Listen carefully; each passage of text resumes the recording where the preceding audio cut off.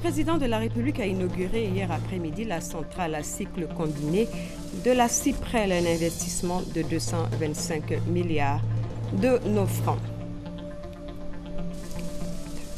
Le directeur des infrastructures de la Société financière internationale a été reçu par le Premier ministre dans le cadre d'une collaboration dans les secteurs des transports et des TIC.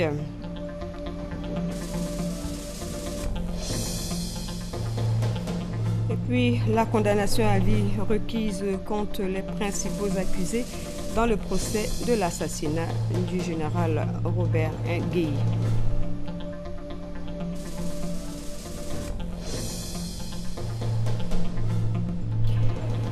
À l'étranger, les Nigériens sont appelés aux urnes dimanche et le vote par témoignage suscite une vive polémique.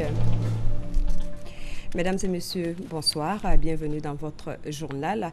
Le président de la République a inauguré hier après-midi la centrale à cycle combiné de la Cyprel, c'est à Vridi.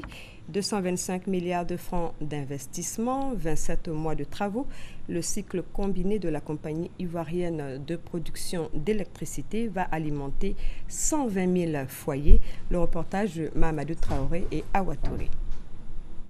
La Côte d'Ivoire, hub énergétique de la sous-région, une ambition qui se concrétise avec la nouvelle centrale thermique de la Cyprel, compagnie ivoirienne de production d'électricité.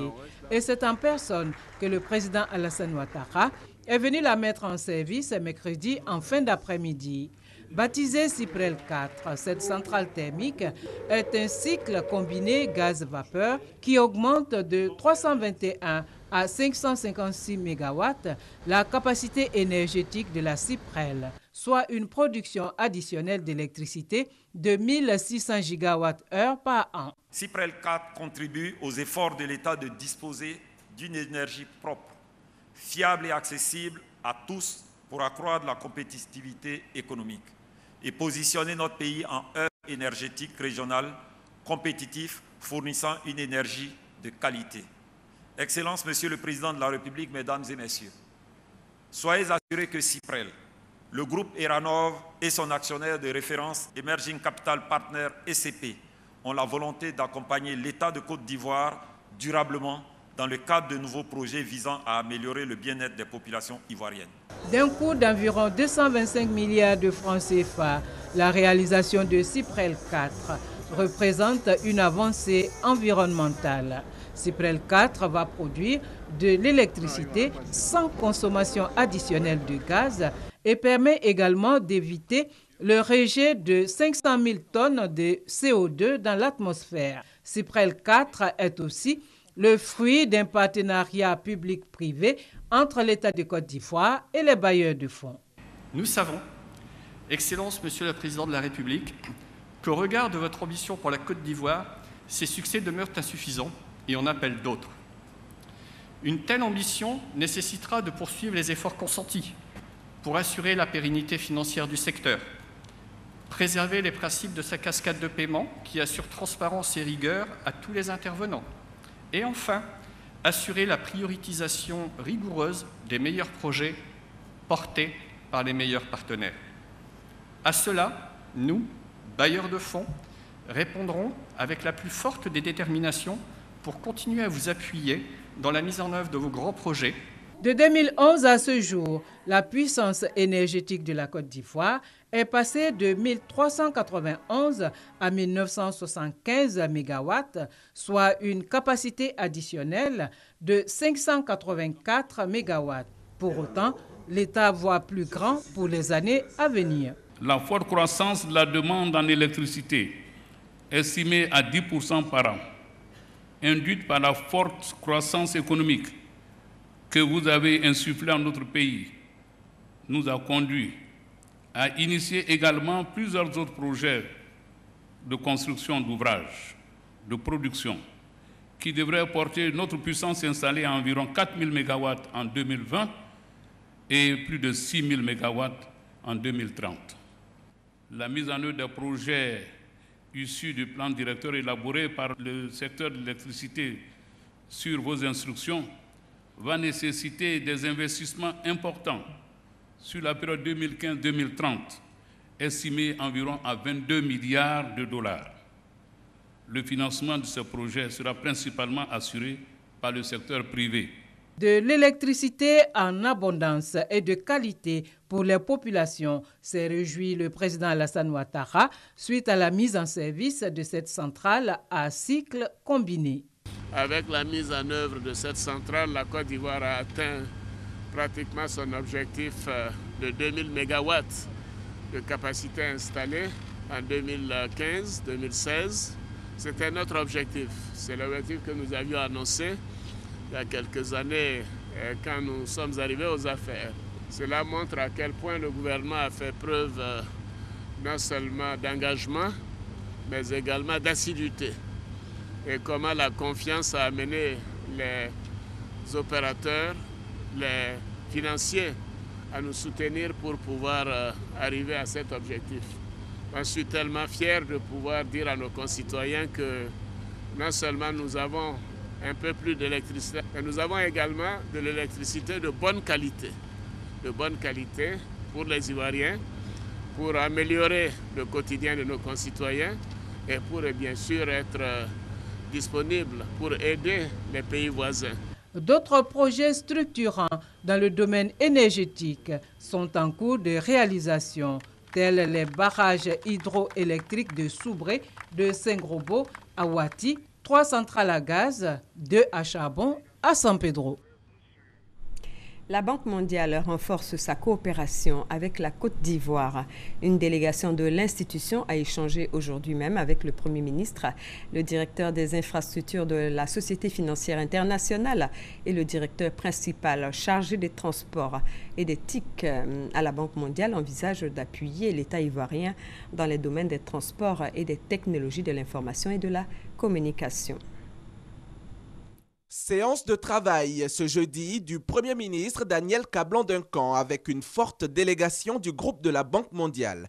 Délégation composée notamment du directeur des infrastructures de la SFI, la Société financière internationale et du directeur principal chargé des transports et des TIC à la Banque mondiale. On a parlé de plusieurs dossiers en particulier, voir comment on peut améliorer la mobilité urbaine, voir comment on peut accélérer la mise en œuvre du corridor Abidjan-Lagos, à la fluidité du port et à l'intégration port-ville à Abidjan et certains autres dossiers. Donc vraiment une discussion très positive qui ouvre des champs de collaboration importants. En matière de technologie, de l'information et de la communication également, de nombreux projets en perspective. Nous avons mis l'accent en particulier sur la nécessité de développer l'accès en zone rurale, l'accès des communications, des technologies d'information et des communications, les réseaux à haut débit, l'offre de services publics au monde rural, au monde agricole, la nécessité de développer cette offre.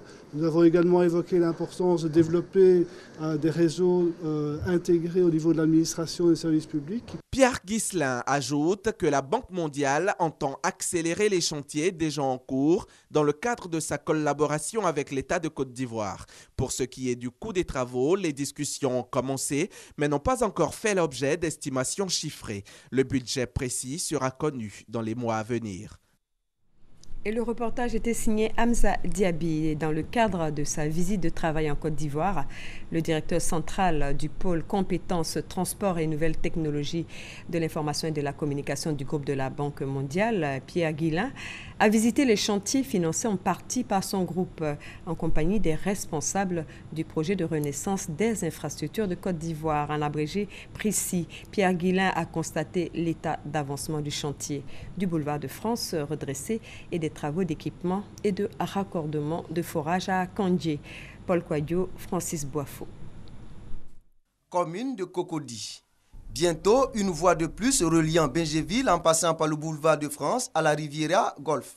Les responsables de la Banque mondiale, partenaires au projet de renaissance des infrastructures de Côte d'Ivoire, PRICI, sont allés apprécier l'état d'avancement des travaux. Le projet du boulevard de France redressé, qui est un projet de 3,5 km, a démarré au mois de septembre 2015 et devrait être livré avec un mois d'avance au mois d'avril 2016. À peu près à 70% d'avancement.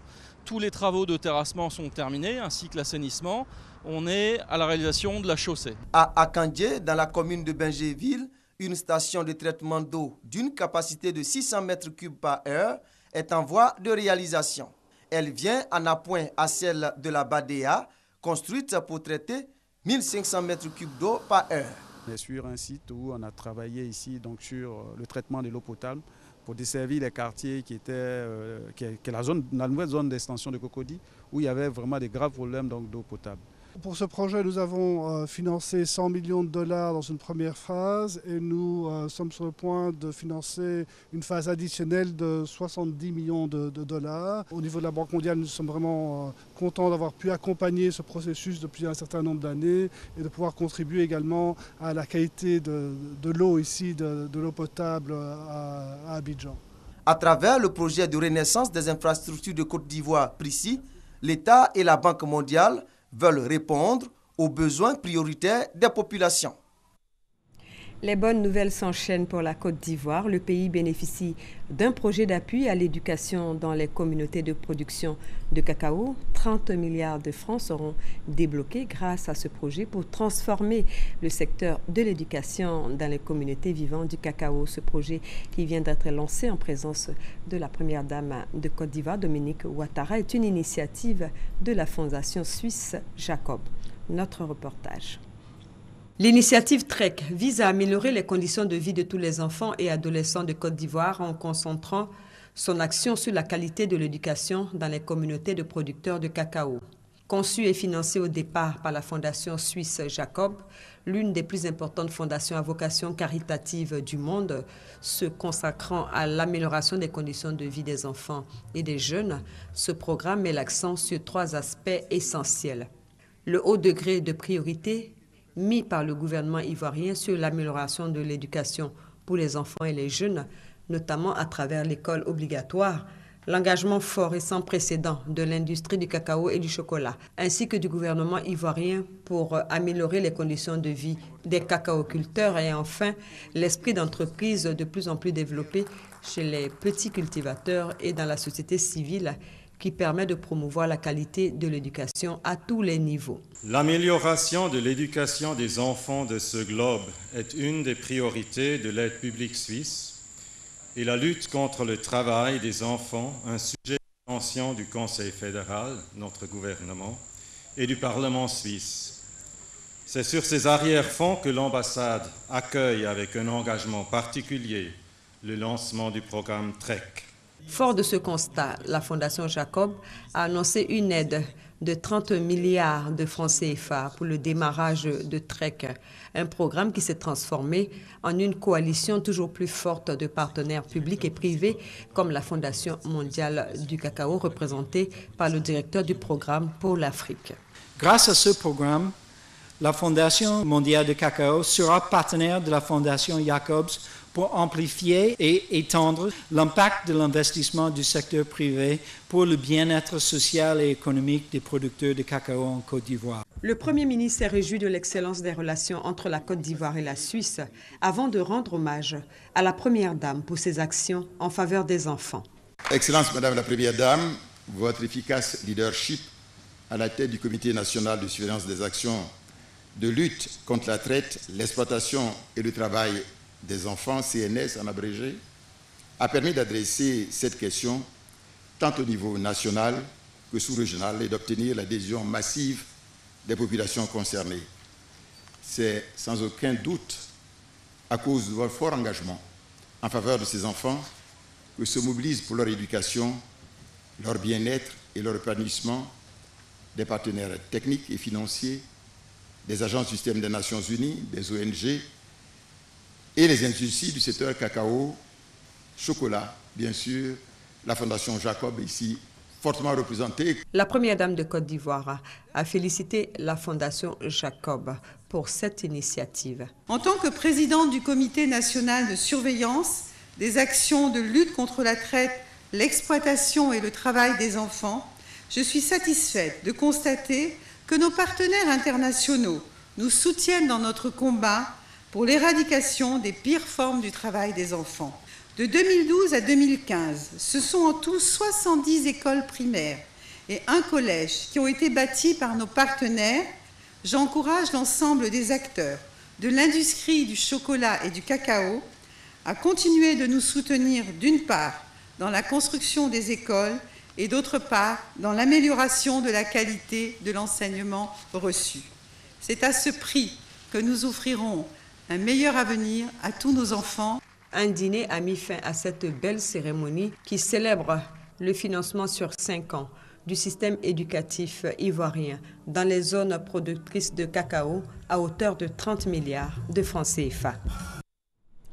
Le nouveau chef de la diplomatie ivoirienne, le ministre Albert Touakus Mabry, a rencontré ce mercredi l'ensemble des ambassadeurs accrédités en Côte d'Ivoire. Cette prise de contact a été une occasion pour Mabry Touakus de faire connaître les nouvelles orientations du ministère des Affaires étrangères. Michel Digré pour le compte-rendu. À cette première rencontre initiée par le ministre des Affaires étrangères depuis sa nomination, ils étaient tous là. L'ensemble du corps diplomatique, les chargés d'affaires, les consuls honoraires et les représentants des organisations internationales. Et c'est par la lutte contre le terrorisme, un sujet qui cristallise l'attention de tous les pays représentés, que le ministre Mabry Touakus a entamé son discours. L'année 2015 en août a été marquée dans de nombreux pays amis et frères par des actes de terrorisme aveugles. C'est à travers une volonté politique affichée et une coopération dans les domaines du renseignement et de l'intervention que nous aurons raison du terrorisme. Mabry Touakus a également dévoilé quelques-unes de ses priorités pour cette année. L'année 2016 sera également marquée par la tenue de plusieurs commissions mixtes de coopération, notamment avec le Ghana, l'Égypte, la Tunisie, la Guinée équatoriale, l'Inde et le Burkina Faso dans le cadre du traité d'amitié et de coopération destiné à renforcer davantage les relations de la Côte d'Ivoire avec ses pays amis et frères. L'ensemble du corps diplomatique se dit prêt à accompagner la Côte d'Ivoire pour relever tous les défis futurs. Nous voulons vous assurer, pour notre part, de notre collaboration sincère avec le gouvernement ivoirien et confirmer notre appui pour les projets de développement durable, sans oublier le processus de réconciliation nationale et la persévérante recherche de la paix et de la cohésion sociale. Le ministre Mabry Touakus entend multiplier ce type de rencontres pour maintenir la vitalité des relations entre son département et l'ensemble du corps diplomatique accrédité en Côte d'Ivoire. On parle d'excellence maintenant. La ministre de la Communication, Afoussiata Bamba Lamine, a procédé ce jeudi matin à la récompense des lauréats du prix d'excellence dans les catégories du meilleur communicateur et du meilleur promoteur pour la paix et l'unité nationale de l'année 2015. 4 lauréats ont reçu au total la somme de 5 millions de nos francs des mains de la ministre de la Communication. Cette récompense fait suite à la cérémonie de remise du prix d'excellence qui s'est déroulée, souvenez-vous, le 6 août 2015 au palais présidentiel. Nous Sangaré Grace Kando. Le ministère de la Communication distingue les lauréats du prix national d'excellence de l'année 2015. Ces lauréats ont occupé les 2e et 3e places du prix d'excellence dans les catégories du meilleur communicateur et meilleur promoteur pour la paix et l'unité nationale. J'aimerais remercier tous mes encadreurs et puis ma famille également parce que c'est le résultat d'un bon encadrement familial, professionnel. Ce prix que je reçois est une invite à faire mieux. L'essentiel, ce n'est pas de recevoir ce prix, mais c'est de pouvoir le consolider, c'est de pouvoir maintenir le cap.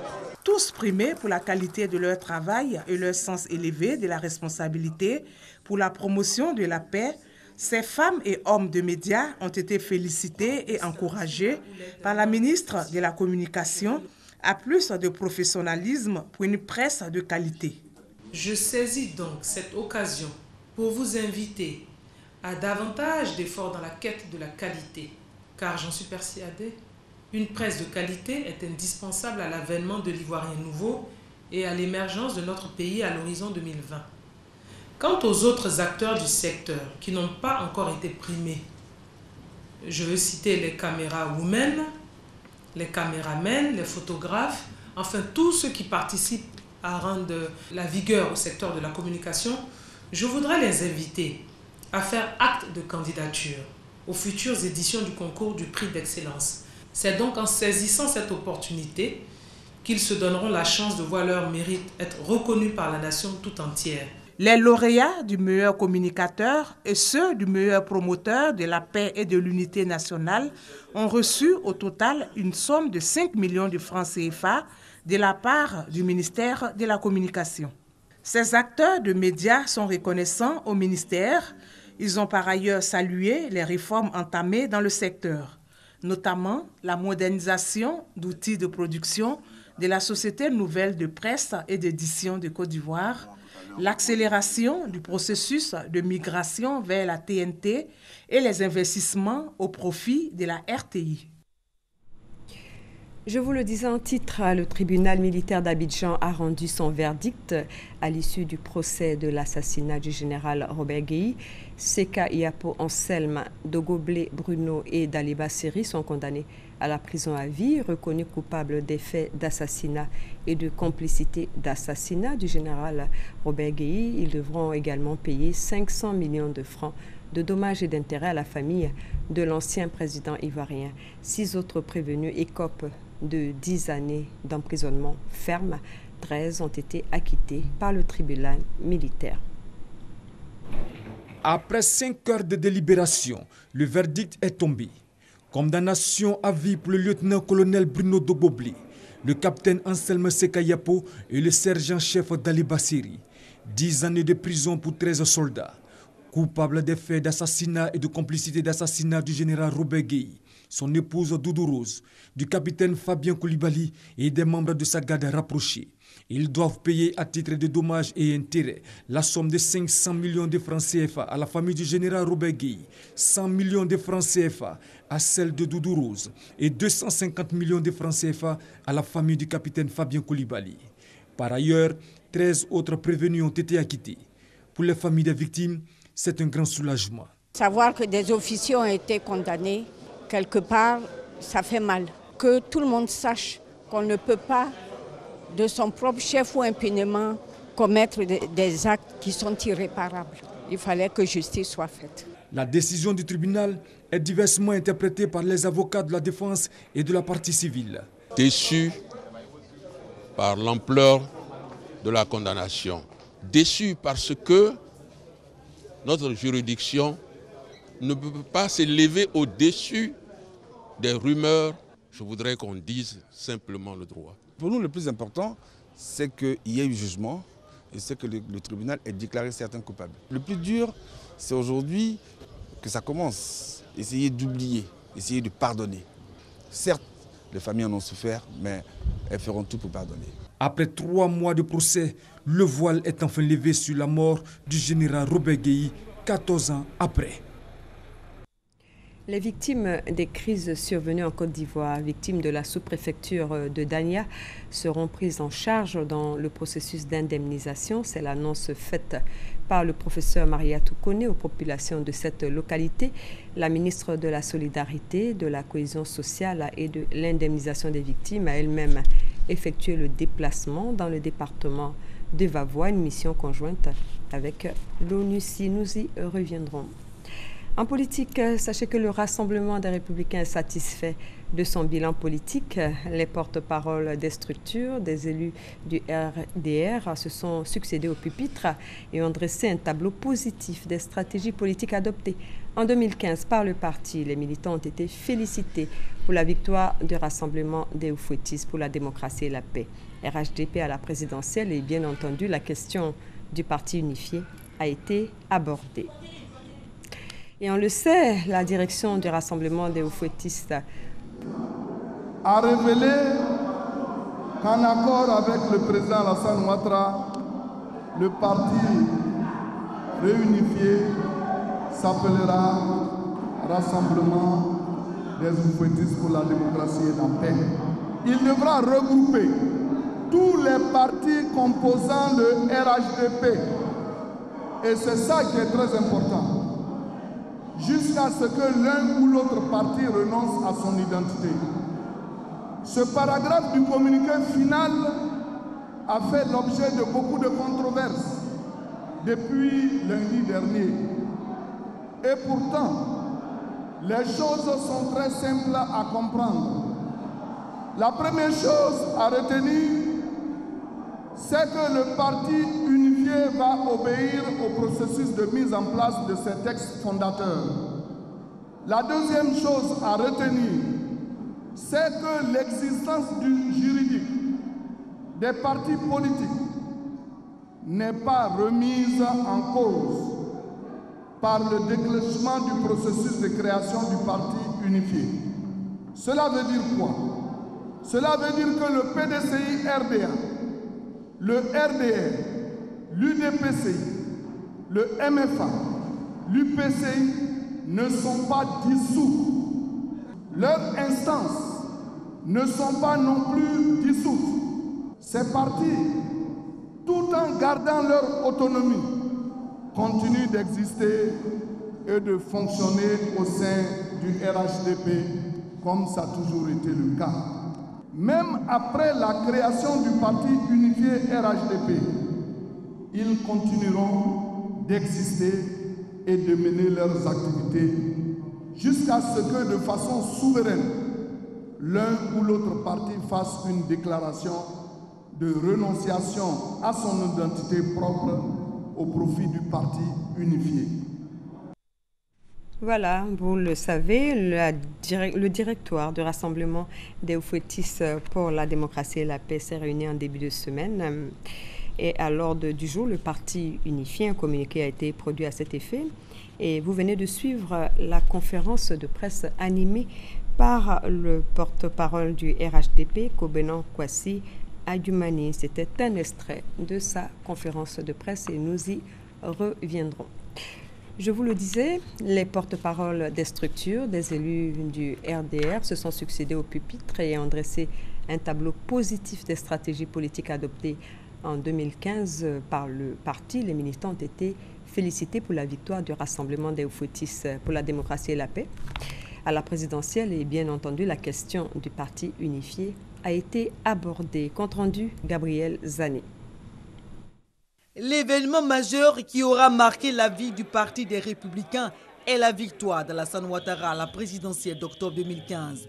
Les félicitations pour ce succès ont été relayées dans les allocutions qui ont meublé la réunion du RDR de ce mercredi 17 février. Des félicitations adressées en partie au secrétaire général par intérim du parti. La direction du RDR devient donc le nouveau défi qui se présente à vous. Vous pouvez compter sur les structures pour vous accompagner et vous soutenir à la tête de ce regroupement politique qui a permis à la Côte d'Ivoire de relever du grand défi. Mais ce succès du chef de l'État est dû aussi à la synergie d'action déployée par la coalition du Rassemblement des Oufouettistes pour la démocratie et la paix RADP, dont le RDR est membre. Coalition qui fait aujourd'hui sa mue vers un parti politique unifié.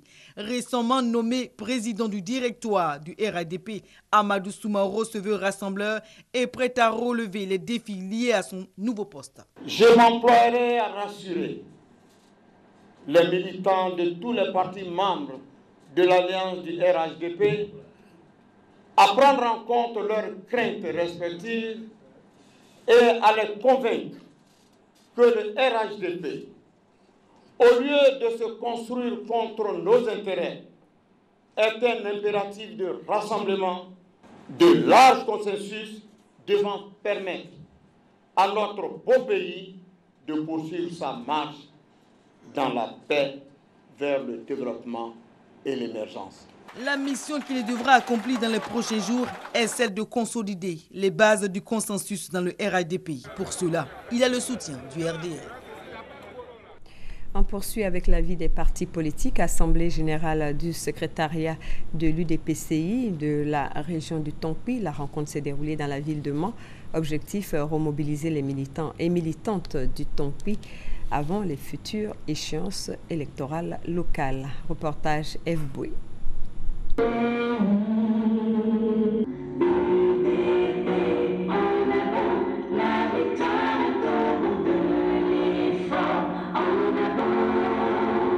La victoire donc pour les futures élections locales se prépare maintenant. Pour ce faire, à Mans, dans cette salle de conférence d'un établissement secondaire de la ville, élus, cadres, secrétaires de sections de base et de structures spécialisées, militants et militantes, tous présents à cette assemblée générale. Objectif principal, mettre le parti arc-en-ciel en ordre de bataille pour les futures élections locales. Le bastion du DPCI, c'est le Tongui. Il est bon pour moi donc de travailler dans le Tongui pour remobiliser tous les militants et les militantes, surtout que les élections législatives arrivent en décembre. Il faut que le candidat s'appuie sur un appareil solide. S'appuyer donc sur les fondations solides pour gagner les élections locales, l'UDPC affûte déjà ses armes. Une personne qui n'a aucun papier peut-elle voter si deux personnes à ses côtés attestent de son identité? Cela s'appelle le vote par témoignage. Au Niger, ce mode est accepté, mais cette année, à quelques jours du scrutin présidentiel, le vote par témoignage ne fait pas l'unanimité. L'opposition n'en veut plus, contrairement au parti au pouvoir. Le débat est en cours alors que les Nigériens s'apprêtent à aller aux urnes dimanche prochain pour élire leur président. Pour terminer, je vous donne lecture de ces deux télégrammes de condoléances du président Alassane Ouattara adressés au président de la République du Ghana et au président de la République de Turquie. Monsieur le Président et chers frères, et s'est adressé au président de la République du Ghana, c'est avec une grande tristesse que j'ai appris la collision entre un bus et un camion dans le nord de votre pays, occasionnant une cinquantaine de morts et de nombreux blessés le jeudi 18 février 2016. En cette douloureuse circonstance, le gouvernement et le peuple ivoirien se joignent à moi pour adresser nos sincères condoléances à votre Excellence et aux familles éplorées, ainsi que mes vœux de prompt rétablissement aux blessés. Sensible à ce drame, le peuple ivoirien exprime à votre Excellence et au peuple frère du Ghana profonde compassion et sa solidarité très haute et fraternelle considération, signée Alassane Ouattara, président de la République de Côte d'Ivoire. Le second est adressé au président de la République de Turquie. Monsieur le Président, j'ai appris avec une réelle affliction l'attentat à la voiture piégée qui s'est produit à Ankara le 18 février, faisant au moins 28 morts et de nombreux blessés. Sensible à ce drame qui endeuille une nouvelle fois votre pays, le gouvernement et le peuple ivoirien se joignent à moi pour présenter à votre Excellence et aux familles éplorées nos sincères condoléances. Je tiens à exprimer la compassion de toute la nation ivoirienne au peuple ami turc et je prie votre Excellence de bien vouloir transmettre aux blessés mes vœux de prompt rétablissement. Très haute considération. C'est signé Alassane Ouattara, président de la République de Côte d'Ivoire. C'est ici qu'on s'arrête pour ce soir. Excellente suite de programmes sur RTI1, la chaîne qui rassemble, et à très bientôt.